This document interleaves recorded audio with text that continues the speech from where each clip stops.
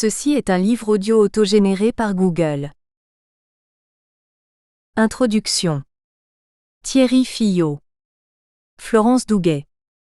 Désormais, chaque année en France, le 9 septembre est l'occasion d'une intense mobilisation autour d'un problème de santé qu'un rapport récent de l'Académie de médecine souhaite voir reconnu comme une grande cause nationale, pour protéger la jeunesse et son avenir, Crépin-Bréard 2016, l'alcoolisation fœtale.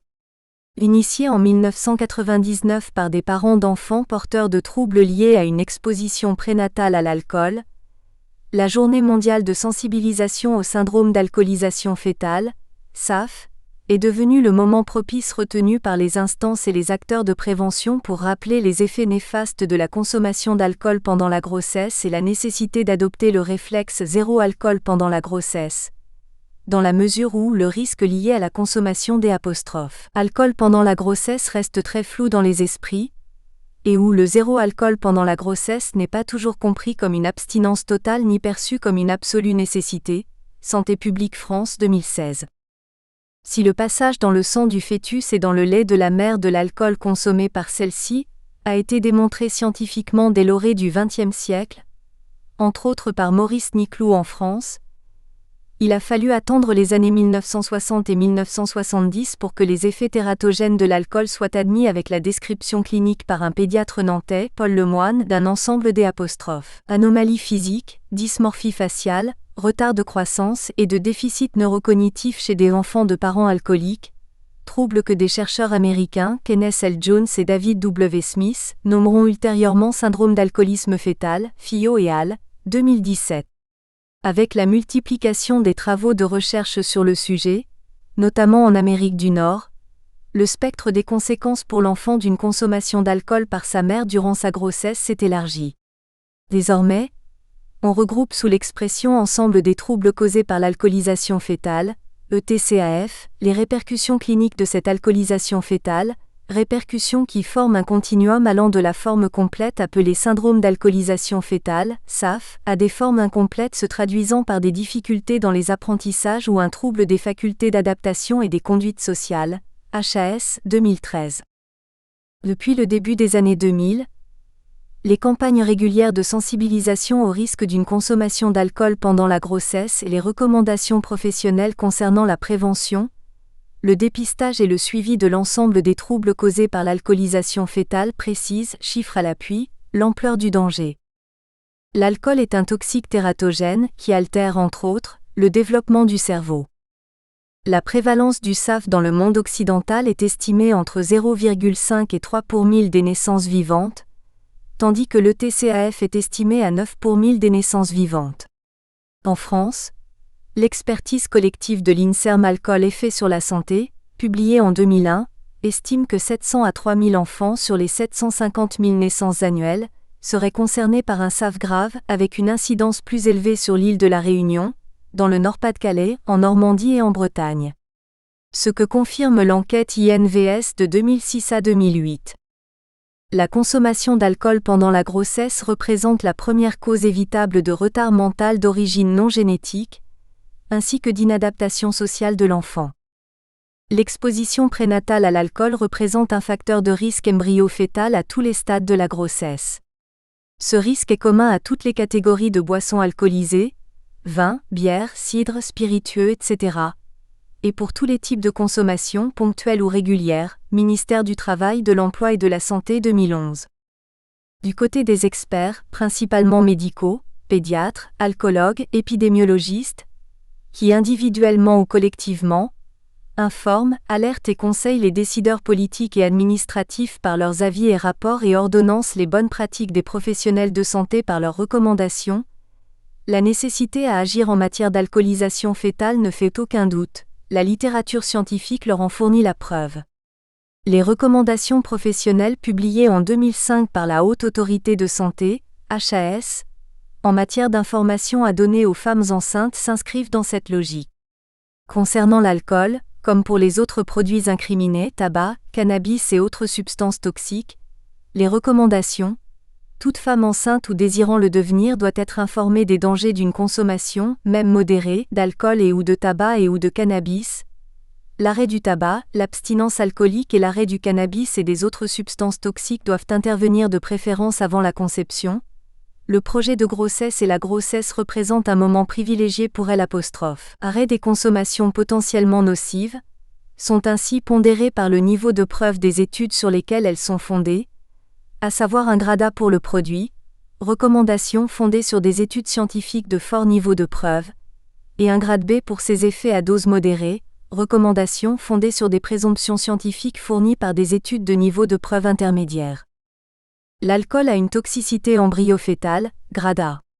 Il doit être recommandé aux femmes de ne pas consommer de boissons contenant de l'alcool pendant toute la durée de la grossesse. Les effets d'une consommation modérée sont insuffisamment déterminés. Par conséquent, il doit être conseillé aux femmes enceintes et à celles qui désirent le devenir d'éviter la prise d'alcool. Il n'est pas possible de définir une dose minimale d'alcoolisation sans conséquence sur le fœtus, grade B. HAS 2005. Pour autant, le sujet continue à faire débat. Depuis le début des années 2010, plusieurs périodiques se sont ainsi fait l'écho des résultats de diverses enquêtes, françaises ou étrangères, qui relativisent les conséquences d'une alcoolisation ponctuelle et modérée. La question qui en découle est simple: faut-il ou non interdire toute consommation d'alcool pendant la grossesse? Les réponses qui y sont données le sont également. Dans le doute, faute de pouvoir déterminer un seuil minimal de risque, mieux vaut pour toute femme enceinte ou souhaitant le devenir s'abstenir de boire de l'alcool. En arrière-plan toutefois, émerge une autre interrogation qui porte moins sur la nature du message que sur la façon de le diffuser. Certes, comme l'affirme Denis Lamblin, il ne s'agit ni d'interdire ni de culpabiliser mais d'alerter les consciences, Lamblin 2013, mais les propos parfois tenus, certains excès dans la dénonciation du danger laissent planer un doute. Le pictogramme qui figure sur les conditionnements de boissons alcooliques en application d'un arrêté du ministre de la Santé du 2 octobre 2006 témoigne lui-même des ambiguïtés du message. Il ne symbolise pas un simple avertissement, une simple recommandation mais bien un interdit. Ombre d'une femme enceinte tenant un verre placé dans un cercle barré similaire au panneau d'interdiction en vigueur dans le code de la route. Dans ce contexte, l'intérêt récent porté par les experts en santé publique, décideurs et acteurs de terrain à la question de la prévention de l'alcoolisation fœtale mérite qu'on s'y arrête. En effet, dans un pays comme la France, caractérisé par une excessive alcoolisation de la population depuis la fin du XIXe siècle, mais qui voit celle-ci fortement diminuer de génération en génération depuis une trentaine d'années, l'accent mis sur le problème de l'alcoolisation fœtale et de la consommation d'alcool pendant la grossesse et la multiplication des travaux scientifiques à ce sujet, entre autres dans le champ des sciences humaines et sociales, valent d'être questionnés. Pourquoi ce problème retient-il désormais autant l'attention ? Quels en sont les enjeux ? Quelle représentation en ont les décideurs locaux et professionnels de première ligne ? En quoi ces représentations impactent-elles les politiques de santé régionales, et au plus près du terrain les actions de prévention et de dépistage menées par les professionnels de premier recours? Ce sont de telles questions, épistémologiques et méthodologiques, qui parmi d'autres, sous-tendent les divers chapitres de cet ouvrage. Il s'agit d'interroger et de mettre à distance par des approches diversifiées tant du point de vue des disciplines et des méthodes, histoire, sociologie, des objets politiques publics, représentation et pratiques, des populations profanes, professionnelles, décideurs, acteurs, ou encore des territoires, international, national, régional, métropole, outre-mer, le processus par lequel un problème de santé scientifiquement démontré, rôle tératogène de L', alcool pour le fœtus, devient une priorité de santé déclinée comme telle par les experts et les décideurs. Il s'agit également de voir comment il est ensuite relayé par les médiateurs sociaux que sont les professionnels de santé et du social, en particulier les professionnels de premier recours, médecins généralistes, sages-femmes, à la fois auprès de leurs pairs, du grand public et des femmes enceintes qu'ils sont amenés à suivre. Ce n'est pas le risque lui-même, mais sa construction sociale qui est ici interrogée. Pour appréhender comment les acteurs de terrain se représentent et s'approprient le risque d'alcoolisation fœtale en vue de le prévenir, une première étape s'impose: établir la sociogenèse de ce risque, en saisir la dimension, son évolution au fil du temps long et la manière dont les spécialistes des sciences humaines et sociales s'en emparent. Partie 1. Une plongée dans le temps, chapitre 1. montrent que le risque d'alcoolisation fœtale n'est pas apparu tel un deus ex machina au cours des 2 dernières décennies. Bien au contraire, même s'il a changé de sens au fil des années, l'intérêt porté à la question de l'alcoolisation des mères et futures mères et à son impact sur leur descendance traverse l'histoire de l'anti-alcoolisme depuis ses origines dans le dernier tiers du XIXe siècle. Par-delà les mutations contextuelles, évolution du marché des boissons alcooliques et des pratiques de consommation, et paradigmatique, évolution du concept d'alcoolisme, passage d'une approche par produit à une approche par comportement, perdurent des lignes de force qui, touchant le statut social des femmes, mères, non-mères, et les droits respectifs accordés à la mère et à l'enfant, participent à la caractérisation du risque d'alcoolisation fœtale et à la planification de sa prévention. De la mesure du risque et du tableau des populations à risque, découlent en effet des politiques et des actions pour endiguer les conséquences néfastes, individuelles et collectives, d'une exposition prénatale à l'alcool. Or, pour aussi étayées qu'elles soient, les études portant sur les risques liés à la consommation d'alcool, notamment en ce qui concerne les consommations faibles, et celles sur la consommation d'alcool des femmes en âge de procréer et des femmes enceintes en France, chapitre 2, n'effacent pas les zones d'ombre relatives à l'ampleur du danger dans un environnement national culturellement tolérant à un usage socialement maîtrisé de l'alcool, usage perçu sans risque ou à faible risque. Les interrogations des chercheurs en sciences sociales sur la matérialité du risque reflètent ces atermoiements, chapitre 3. Par-delà les controverses possibles autour de la preuve scientifique et la tangibilité du fléau social, les uns et les autres s'attellent à définir un vrai risque, sa nature et son étendue, qu'ils l'examinent sous l'angle des populations dites à risque, les femmes enceintes dépendantes versus les femmes en général, ou des représentations que celles-ci en ont. En fonction du contexte, la définition du risque diffère selon qui parle et qui prend en charge. De fait, la reconnaissance d'un risque sur la base de données scientifiques probantes, à l'instar de la médecine fondée sur la preuve, evidence medicine based, ne suffit pas pour transformer celui-ci en problème de santé publique puis en priorité de santé admise comme telle par tous. Le passage de l'un à l'autre procède d'interactions multiples entre les experts, les décideurs nationaux et locaux, les techniciens et les élus, les professionnels sanitaires, sociaux et éducatifs de premier recours et les populations concernées qu'elles soient à risque ou non. La publicisation du risque d'alcoolisation fœtale résulte notamment et pour beaucoup de la mobilisation de pédiatres confrontés à ce problème de santé dans leurs services et leur patientèle, tels Philippe Dehaene ou Maurice Titran dans le Nord-Pas-de-Calais dès les années 1980, ou Denis Lamblin ultérieurement à La Réunion. Ainsi, d'une région à l'autre, les conditions de la reconnaissance de l'ensemble des troubles causés par l'alcoolisation fœtale comme objectif prioritaire de santé varient notablement. Partie 2. L'exemple réunionnais, chapitre 4, illustre parfaitement le processus par lequel ce problème identifié par une communauté d'acteurs désireux d'agir ensemble, c'est par une construction d'alliances professionnelles et profanes, peu à peu imposées comme une priorité de santé, d'abord localement au travers de la mise en place du réseau de santé Réunissaf élevé au rang d'expérimentation modèle par ses initiateurs, puis nationalement avec l'enrôlement d'Anne-Marie Payet, sénatrice de L'. Comme porte-parole de la prévention du risque, on lui doit l'amendement à l'origine de l'obligation d'apposition d'un avertissement sur les dangers de la consommation d'alcool pendant la grossesse sur tous les contenants de boissons alcooliques. D'autres régions ont suivi un parcours différent. C'est le cas en Bretagne, chapitre 5, où la priorisation de l'alcoolisation fœtale comme objectif de santé relève autant, sinon plus, d'une déclinaison locale d'objectifs fixés nationalement que d'un besoin expressément affirmé régionalement. En Alsace, chapitre 6, la priorisation du risque se traduit par une prise en charge centrée sur les femmes enceintes présentant des problèmes de dépendance quand l'accompagnement de celles qui ne sont pas repérées ou perçues comme telles fait davantage défaut. Dans un cas comme dans l'autre, l'influence des représentations de l'alcoolisation féminine et de ses effets chez les professionnels de la périnatalité ne peut être négligée.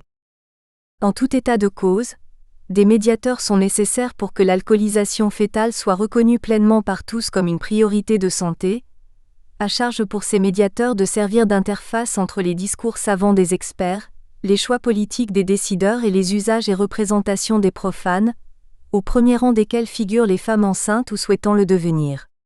Pour cela, comme en témoignent les recommandations de la HAS et les instructions ministérielles, le rôle des acteurs de santé de premier recours, médecins généralistes et sages-femmes notamment, est considéré comme central en matière de prévention, de repérage et de suivi des troubles causés par l'alcoolisation fœtale. L'implication de ceux-ci dépend toutefois de la manière dont eux-mêmes se représentent et s'approprient le risque et sa prévention. Partie 3. En position d'entre-deux, ayant à charge de concilier les recommandations qui leur sont adressées concernant les suivis de grossesse et les attentes et les besoins des femmes enceintes ou souhaitant le devenir qui les consultent, médecins généralistes, chapitre 7, et sages-femmes libérales, chapitre 8, apparaissent relativement démunis pour aborder la question de l'alcoolisation fœtale. Leur difficulté commune à traiter de cette question, sinon leur réticence à le faire, reflète tout autant leur représentation de leur patientèle que celle qu'ils se font des troubles causés par l'alcoolisation fœtale ou leur appropriation de sa prévention. D'où leur tendance à incriminer un manque de formation sur le sujet. Pour autant, si la nécessité d'une formation et d'une information des professionnels de la santé et du social sur l'alcoolisation fœtale semblerait justifiée au regard de l'ampleur du risque énoncé par les experts et de la connaissance partielle qu'en ont les professionnels concernés, chapitre 9, leur imposer une formation spécifique à ce sujet comme avait établi la loi du 9 août 2004 relative à la politique de santé publique, qui modifiait en ce sens divers articles des codes de la santé et de l'éducation, n'est pas sans poser quelques problèmes. Force est de souligner que c'est plus globalement la connaissance et la prise en compte des conduites addictives qui fait défaut en France. Les questions abordées au fil des 9 chapitres composant l'ouvrage contribuent ainsi à alimenter une réflexion transversale à la sociologie de la santé et à la sociologie des politiques publiques sur le processus par lequel un fait social ou biologique, ici les effets toxiques de l'alcool sur le fœtus, devient un problème de santé, celui des troubles causés par l'alcoolisation fœtale, et se transforme en priorité de santé publique, la consommation d'alcool durant la grossesse. Un tel mouvement repose sur un double mécanisme de médicalisation et de politisation, combinant l'intervention d'experts, de profanes, de médecins, de législateurs, de médias, d'associations.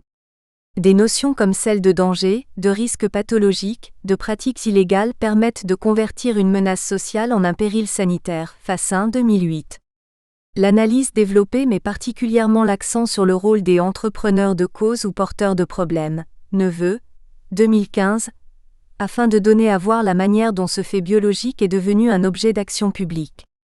Mais au-delà de l'émergence et de la construction de ce problème de santé, il s'agit aussi de donner à voir le reste de sa gestion, sachant que sous ce terme problème, on désigne de façon indifférenciée sa solution et le processus qui va conduire à son traitement ou sa résolution. Gilbert, Henri 2009. À cet égard, les contributions rassemblées dans le présent volume se situent aussi à la croisée de la sociologie des techniques et des innovations, et de la sociologie des professions. Étudier cet objet à l'aune de ces deux champs disciplinaires s'avère particulièrement utile pour restituer l'interprétation, appréhendée ici sous l'angle des représentations, et l'usage, saisi sous celui de l'appropriation, de cette priorité de santé par certaines catégories des opérateurs, en l'occurrence les professionnels intervenant auprès des femmes enceintes. Si l'appropriation constitue un processus dynamique de création de sens ou de mise en sens Alter 2013, Crespin 2014, celle-ci prend des formes singulières selon les professionnels considérés, maintien à distance, adoption, réinvestissement, bricolage, etc. L'appropriation de cette priorité de santé par les professionnels de santé libéraux, au premier rang duquel se positionnent les médecins généralistes et les sages-femmes, ne va pas de soi car le système de soins ambulatoires français se distingue depuis la création de la sécurité sociale par une volonté d'intégrer des professionnels de santé libéraux à un système au financement socialisé, mais les associer étroitement à des politiques de santé publique reste un défi qui oblige à inventer des modalités concrètes de participation inédites. Loi et al. 2015. Plus largement, la diffusion de cette priorité de santé vers ces acteurs contribue à reconfigurer l'organisation des soins de première ligne Douguet et al. 2015, et à redessiner les contours de leur mission, désormais plus attendue dans le registre de la prévention et du dépistage que dans celui du seul curatif et de la délivrance de soins. Références bibliographiques. Alteren 2013, l'innovation ordinaire Paris PUF 388p, Col. Quadrille. Loi G. Adéraen Rigalel 2015. Quand les médecins libéraux participent à une politique publique sans toujours s'y impliquer, les généralistes et le dépistage organisé du cancer, pp 123-139, in Médanie à Le Grand E, Jacques B. La santé, du public à l'intime, Rennes presse de l'EHESP 160p, Col. Recherche santé sociale. Crépin G. Bréard G. Rapporteur, 2016, l'alcoolisation fœtale, rapport, Académie nationale de médecine, 22 mars, 29p. En ligne sur www.académie-médecine.fr. Crespin R. 2014, des objets techniques aux objets frontières, appropriation et dissémination des instruments d'action publique, commentaires, sciences sociales et santé, volume 32, numéro 2, pp 57 à 66. Douguet F. Fioté, Ontéberry J. 2015, intervenir en première ligne. Les professions de santé libérales au défi de la santé de proximité, Paris L'Harmattan, 236p, Col. Le travail du social. Fassin D 2008, faire de la santé publique, Rennes, presse de l'EHESP 69p. Fioté, Ontéberry J. Douguet F 2017, un pédiatre nantais découvreur du syndrome d'alcoolisation fœtale, le Dr Paul Lemoine, 1917 à 2006, Psychotrope, volume 23 sur 1, pp 5 à 26. Gilbert C. Henri E. 2009. Lire l'action publique au prisme des processus de définition des problèmes, pp 7 à 33 in Gilbert C. Henri E. Dire. Comment se construisent les problèmes de santé publique, Paris, la découverte 290p, Col. Recherche. Haute Autorité de Santé HAS, 2005. Comment mieux informer les femmes enceintes, recommandations professionnelles, HAS-ANAES, rapport complet, avril, 134p. En ligne sur www.has-centre.fr. 2013, troubles causés par l'alcoolisation fœtale, repérage. Service des bonnes pratiques professionnelles, rapport d'élaboration, juillet, 46p. En ligne sur www.has-centre.fr. INSERM 2001, alcool, effet sur la santé, Paris, les éditions INSERM 12-358p, Col. Expertise collective.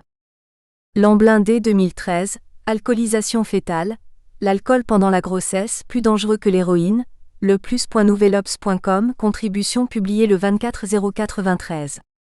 Ministère du Travail, de l'Emploi et de la Santé, 2011, alcool et grossesse, parlons-en.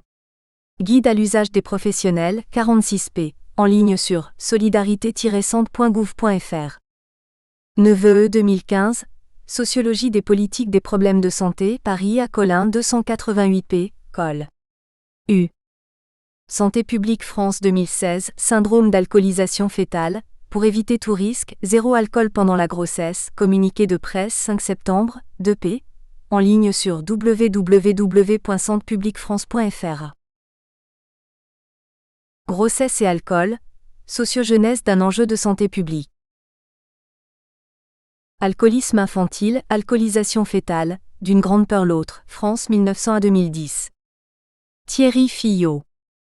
Pour qui s'intéresse à l'histoire de l'alcoolisme et de sa prévention, l'intérêt porté en France par de nombreux acteurs de santé et par les pouvoirs publics au problème des troubles causés par l'alcoolisation fœtale depuis le début des années 2000 ne peut manquer de poser question. D'une part, parce que ce n'est pas la première fois que les dangers que la mère fait courir à l'enfant qu'elle porte en s'alcoolisant sont mis en avant. En 1914, une circulaire du ministre de l'Intérieur recommandait déjà à toute femme qui ne veut pas faire de mal à son enfant, de s'abstenir de liqueurs alcooliques, Min. Int. 1914.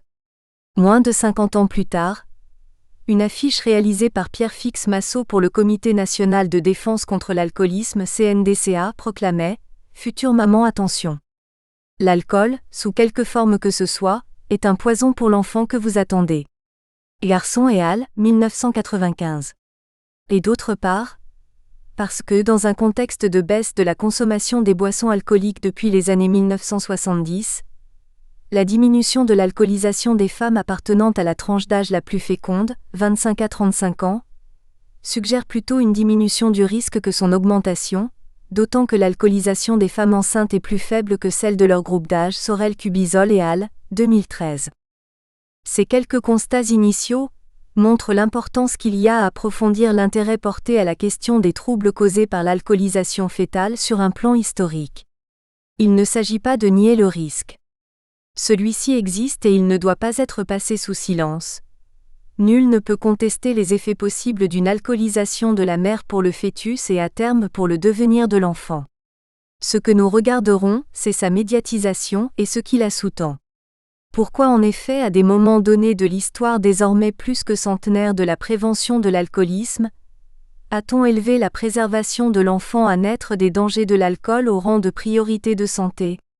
En quoi les préoccupations présentes relatives aux troubles causés par l'alcoolisation fœtale, la volonté d'en faire une grande cause nationale, Crépin-Bréard 2016, méritant d'en appeler les candidats à l'élection présidentielle à se positionner sur ce sujet, SAF France 2017, s'inscrivent-elles dans une apparente continuité ou à contrario en quoi s'en distinguent-elles ? Quelle est, autre est, la dénonciation du danger, celui de l'alcoolisme infantile dans la première moitié du XXe siècle, puis celui de l'alcoolisation fœtale au seuil du XXIe, révèle-t-elle possiblement la naissance d'une grande peur, l'alcoolisme infantile.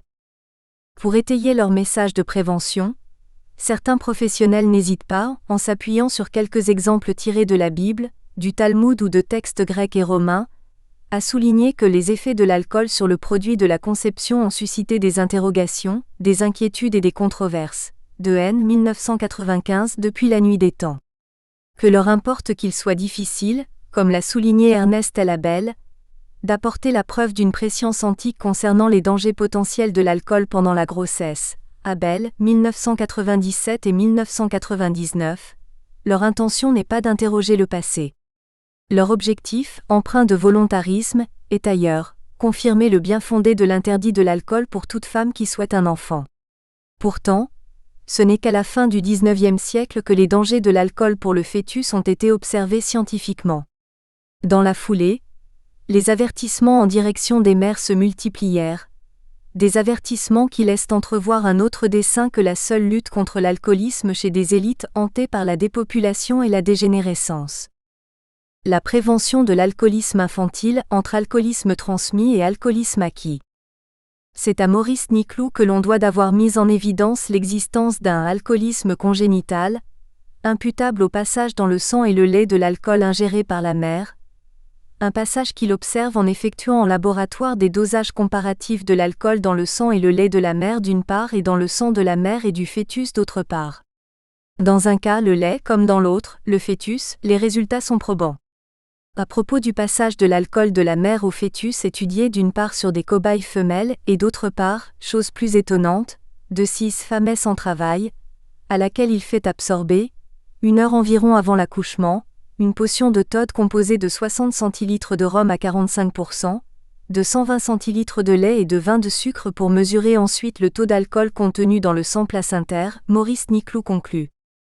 L'alcool ingéré passe de la mère au fœtus avec une telle facilité que les teneurs en alcool du sang maternel et du sang fœtal sont sinon égales du moins très voisines, et de ce fait on est en droit d'assurer que les désordres nerveux, ivresse, anesthésie, etc., qui sont la conséquence de l'apparition dans le sang d'une quantité déterminée d'alcool ont par cela même une répercussion immédiate sur l'organisme fœtal. Niclou 1900.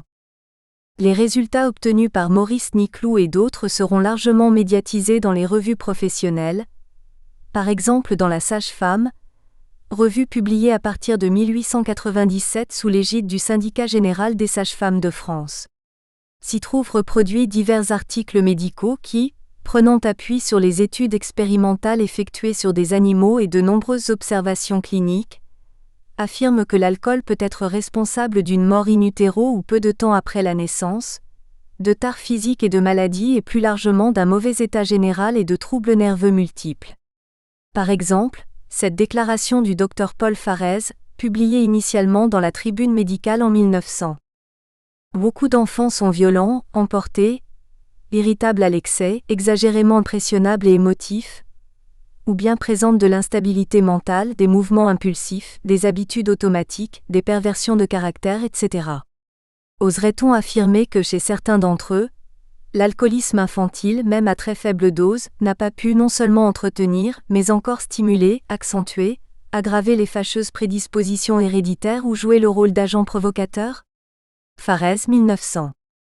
Très vite, divers écrits posent explicitement le double enjeu de la prévention de l'alcoolisme dit infantile, à savoir la nécessité d'agir sur l'alcoolisme transmis par les parents du fait de leur propre consommation, et sur l'alcoolisme acquis parce que les parents habituent leurs enfants à consommer de l'alcool dès le plus jeune âge. C'est ce qu'énonce par exemple une série d'articles que publie en 1902 La Jeune Mère, journal d'hygiène qui se donne pour but d'instruire les femmes des classes moyennes et supérieures à l'éducation et à la protection du premier âge. Pour leur auteur, le docteur Jacques Roubinovitch, médecin adjoint à la Salpêtrière, il convient en effet de distinguer alcoolisme infantile héréditaire et alcoolisme infantile acquis, même si les faits observés ne se divisent guère si nettement en ces deux catégories. L'alcoolisme héréditaire, précise-t-il, se développe au cours de la vie fœtale, depuis la fécondation jusqu'à la naissance. L'alcoolisme acquis résulte lui de l'alcoolisation de la mère ou de la nourrice, alcoolisme par l'allaitement, et de traditions transmises de génération en génération comme le suçon, sorte de chiffon en forme de jouet contenant d'un morceau de sucre trempé dans le kirsch ou l'eau-de-vie de cidre, ou la bonne goutte de grog que certaines mères donnent à leurs enfants pour les endormir au lieu d'une tétée au sein. Roubinovitch 1902. C'est sur ces bases que se développe la prévention. En 1903, le docteur Hubert Legrand ordonne ainsi aux lectrices de La Jeune Mère de s'abstenir de toute liqueur car il a été démontré que l'alcool bu, qui passe dans le sang de la mère, passe ensuite de celui-ci dans le liquide amniotique. Vous représentez-vous l'enfant baignant dans cette solution alcoolique, comme un fruit à l'eau-de-vie? N'hésite-t-il pas à écrire Legrand 1903. Quand les femmes enceintes, les nourrices, boivent de l'alcool ou trop de vin, elles nuisent à leurs enfants qui peuvent naître avortons ou difformes, ou à leurs nourrissons qui peuvent avoir des convulsions. Lit-on également dans une brochure en faveur de l'allaitement maternel distribuée à Bar-le-Duc avant 1914, œuvre du Bonlay 1909. Par la suite, la circulaire précitée du ministre de l'Intérieur du 6 juillet 1914 relative aux instructions d'hygiène à remettre aux femmes bénéficiant de la loi sur l'assistance aux femmes en couche, officialise cette recommandation et le message sera alors largement diffusé par les préfectures et de très nombreuses associations d'assistance à l'enfance, tels ces conseils aux jeunes mères pour elles et leurs nouveau-nés publiés à Dunkerque en 1922. On le retrouve également dans l'Almanach de la femme et de l'enfant en 1926, ou encore dans le texte que l'Académie de médecine adresse la même année au Conseil supérieur de la natalité en vue de la réimpression du livret de la mère que les préfectures délivrent gratuitement aux femmes enceintes depuis 1921, Fillot, 2015a. Toutefois, plus que l'abstinence d'alcool pendant la grossesse, c'est l'abstinence pendant la période de l'allaitement qui est alors ciblée. Les recommandations en la matière viennent en contrepoint du postulat énoncé par le père français de la puériculture, le professeur Adolphe Pinard, selon lequel le lait de la mère appartient à l'enfant. Et ces conseils seront prodigués non seulement aux femmes allaitantes, mais également aux jeunes filles dans le cadre de l'enseignement ménager, dont le but était de les préparer à leur rôle de futures épouses et de futures mères. Tout alcool absorbé par la maman rend son lait dangereux, rappellera la puériculture du premier âge d'Adolphe Pinard, manuel réédité à diverses reprises dans l'entre-deux-guerres par les éditions Armand Collin dans une collection au titre pour le moins évocateur, Éducation morale et pratique dans les écoles de filles. Il en sera de même au sortir de la Seconde Guerre mondiale. Si les troubles imputables à l'alcoolisme constatés chez les enfants dès leur plus jeune âge sont à plusieurs reprises considérés comme un enjeu de santé publique, la priorité en matière de protection de l'enfance du risque alcool n'est pas tant l'alcoolisme transmis par les parents du fait de leur propre consommation d'alcool, que l'alcoolisme acquis du fait que les parents habituent leurs enfants à consommer de l'alcool dès le plus jeune âge, pour reprendre la distinction évoquée précédemment. Il s'agit d'abord de rompre la chaîne de l'alcoolisation familiale et de couper court au mythe des vertus alimentaires des boissons fermentées.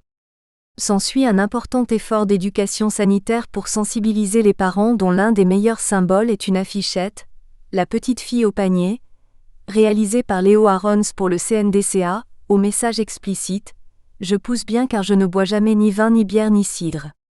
Un tract enfonce le clou « Maman, donnez à vos enfants du lait, de l'eau pure, des jus de fruits ». Les deux seront largement diffusés, par exemple, 30 000 dépliants et près d'1 millier d'affiches par le service de PMI des houillères du Nord et du Pas-de-Calais. Alcool ou santé 1963. Cette focalisation sur l'alcoolisme acquis s'explique principalement par la nécessité de pallier alors les effets pervers des consignes martelées depuis 3/4 de siècle, à savoir s'abstenir de consommer des boissons spiritueuses mais non des boissons fermentées longtemps considérées comme hygiéniques. Pour le vin contre l'alcool, tel avait été en effet le parti retenu pour combattre le développement de l'alcoolisme, en opposant, à l'instar du tableau mural du docteur Galtier-Boissière utilisé à la Belle Époque dans les écoles pour faire la leçon d'anti-alcoolisme, les bonnes boissons, le vin, le cidre ou la bière prises sans excès et les mauvaises boissons, principalement les alcools industriels, même prises en petite quantité. Cette stratégie, née dans les années 1870, avait sa raison d'être. Au regard de la définition restrictive de l'alcoolisme que l'on avait alors, l'alcoolisme perçu comme la conséquence d'un abus de spiritueux, et des indicateurs dont on disposait pour en évaluer l'incidence, ivresse publique, aliénation mentale, tout semblait opposer le nord du pays buveur d'alcool au sud buveur de vin. On comprend alors qu'à l'époque, on n'interdisait pas aux femmes enceintes de boire du vin pourvu que ce soit en quantité modérée.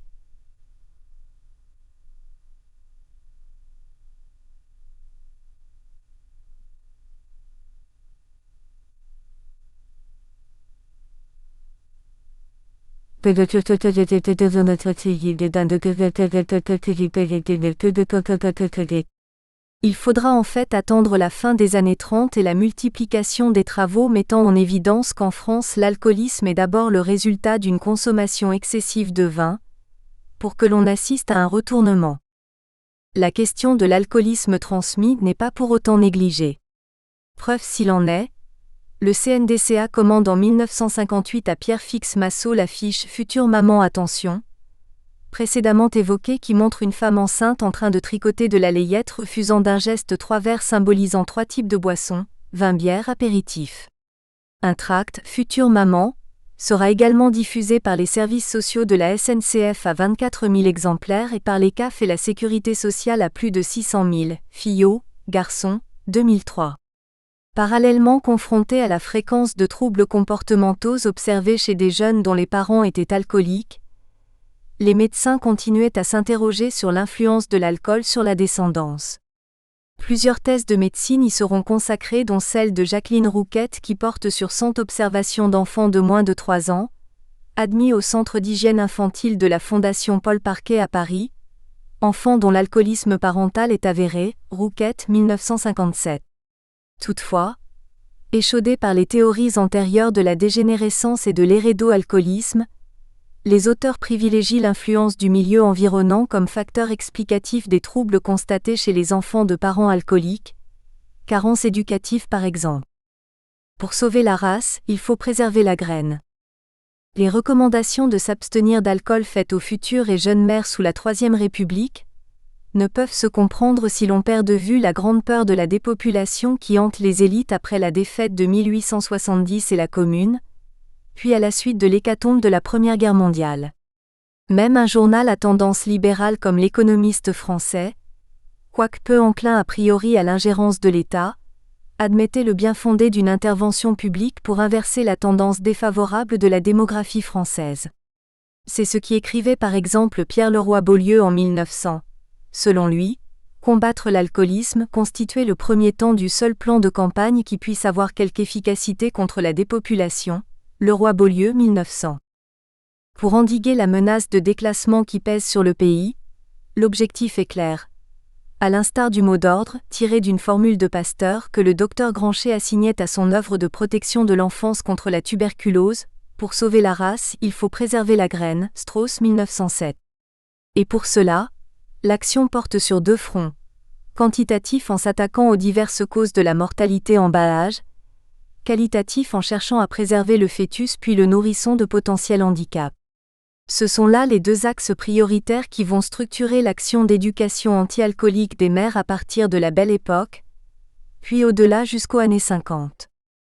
Autant que la stagnation de la population, c'est sa perte de vitalité, sa possible dégénérescence en raison notamment des effets de l'alcool sur la descendance des buveurs qui inquiète. Dès les débuts de la Troisième République, De nombreux travaux d'aliénistes ont en effet alerté le monde savant et le monde politique, puis le grand public, des dangers de l'alcool sur les individus et leur progéniture. Ceux de Maurice Legrin, entre autres Hérédité et alcoolisme, études psychologiques et cliniques sur les dégénérés buveurs et les familles d'ivrognes couronnées par la Société médico-psychologique, 1888, marquèrent particulièrement les esprits. Largement médiatisés, ils seront souvent cités en exemple, jusque sur les bancs des écoles primaires où la leçon d'anti-alcoolisme s'appuie sur des textes et des images édifiantes. À père alcoolique, fils dégénéré, rappelle sur tous les modes et sur tous les tons les manuels scolaires d'anti-alcoolisme. Tous les écoliers et écolières doivent en effet apprendre et savoir que les enfants d'alcooliques naissent trop souvent avec des tares qui en font des êtres déshérités, souffreteux, incapables de s'élever à la moyenne des intelligences et condamnés à une mort précoce. À la première génération, ils sont souvent phtisiques ou épileptiques. À la deuxième génération, ils sont rachitiques ou idiots. À la troisième génération, ils meurent jeunes et la race s'éteint. Lacab, Plasteg, 1902. On continuera pendant près d'un demi-siècle à exploiter cet argument pour instiller, par la peur, le message anti-alcoolique. Au sortir de la guerre 1914 à 1918, Pierre Nobécourt et Georges Schreiber s'en font écho dans un chapitre de leur ouvrage sur l'hygiène sociale de l'enfance, Masson, 1921, où ils insistent sur le rôle prépondérant de l'alcoolisme des géniteurs dans les antécédents des écoliers anormaux et anomopsychiques. Les conclusions de Maurice Legrin selon lequel, à la troisième génération, tous les enfants sont dégénérés, sont encore citées par le docteur Gibouret en 1946 dans La santé de l'homme tandis qu'en 1955, dans la même revue, le docteur Josserand affirme dans un article sur les manifestations organiques cachées de l'alcoolisme, que c'est la substance même du pays, sa matière première biologique, qui se dissout en nous-mêmes et en nos enfants. Elles inspirent également les affichistes, tel Bernard Villemot dont le slogan de l'affiche qu'il réalise en 1957 pour la Caisse de sécurité sociale de Paris, un jeune qui s'appuie sur 2 litres de vin en guise de béquille, évoque sans détour un aphorisme populaire, quand les parents boivent, les enfants trinquent. Simple coïncidence ou volonté éditoriale, le numéro de la revue Alcool ou Santé qui la même année, reproduit en couverture l'affiche de Villemot contient un entrefilet au titre édifiant. L'alcoolisme est un grave facteur de dégénérescence, FIO 2015b. Dans ce tableau de l'alcoolisme héréditaire, l'alcoolisme transmis à l'enfant par ses géniteurs, le rôle du père est central. L'abus d'alcool apparaît en effet d'abord comme un fait masculin dont les femmes sont des victimes, ce dont témoigne la représentation courante à la Belle Époque de l'épouse assistant impuissante à la déchéance de son conjoint duquel elle dépend juridiquement et socialement. Et il en sera ainsi jusqu'au début des Trente Glorieuses comme le montre une affiche que réalise Robert Rigaud en 1952 pour le CNDCA. Dans le foyer où l'alcool est roi, l'homme est une brute, la femme une martyre, les enfants des victimes. Une affiche dont le slogan s'inscrit dans la droite ligne de celui qu'utilisait la Ligue nationale contre l'alcoolisme pour mener son combat contre l'absinthe au milieu des années 1900. L'absinthe fait de l'apostrophe. Homme une bête féroce, de la femme une martyre, de l'enfant un dégénéré. Fillot Garçon 2003. Bien entendu, la femme victime de l'alcoolisme de son mari n'est pas couverte d'opprobre comme la buveuse, la femme alcoolique dénoncée parce qu'elle perd de vue cette fonction de mère à laquelle les écrits de l'époque assignent son sexe, délaisse ses enfants voire commet des infanticides. Mais elle n'est pas pour autant innocente. N'est-ce pas par négligence de son rôle d'épouse et de mère, parce qu'elle ne met pas tous les atouts qu'elle a à sa disposition pour retenir son époux au foyer et le détourner du débit de boisson, que cette femme est devenue une victime? Vis-à-vis de ses enfants, sa responsabilité est donc d'autant plus grande. Il lui appartient de tout faire pour éviter de leur transmettre le goût et la passion de l'alcool. Ne pas boire d'alcool pendant sa grossesse ni pendant la période d'allaitement, ne pas donner d'alcool à ses enfants en bas âge sont de sa responsabilité, ce qu'on ne cessera de rappeler aux filles dès l'école primaire et ensuite aux mères, Fillot 2015a. En arrière-plan transparaît un objectif plus large que celui de la santé publique, l'ordre social. L'alcoolisme est une maladie de société, un fléau social qui conduit à la ruine du pays, l'alcoolique un symbole de dérégulation. Pour combattre le mal, il faut un cadre normatif strict, des règles limpides de vie en société, entre autres un modèle familial de référence dont on attend des femmes qu'elles en deviennent les héros. Ce modèle repose sur 2 figures types. Le bon père de famille, homme sobre et travailleur qui trouve dans sa famille et son foyer le sens à son existence, et la fée du logis, épouse attentive et mère au foyer entièrement dévouée à son mari et ses enfants. Et de fait, la volonté de préserver la graine en invitant les mères et futures mères à ne pas boire d'alcool pendant leur grossesse et durant l'allaitement, puis à en canaliser la consommation de leurs enfants, voire de leurs époux, relève de cette police des familles, initiée par les philanthropes dès la première moitié du XIXe siècle dans le but de transformer les classes laborieuses et dangereuses en familles travailleuses et dociles. Vulbeau 2006. L'alcoolisation fœtale, une grande peur renouvelée. De toute évidence, pour que puisse être admis le rôle tératogène de l'alcool sur le fœtus, une rupture épistémologique était nécessaire. Il convenait de problématiser différemment la question des effets de l'alcoolisme des parents sur leur descendance, en dépassant la vision genrée de l'alcoolisme qui prévalait jusqu'alors.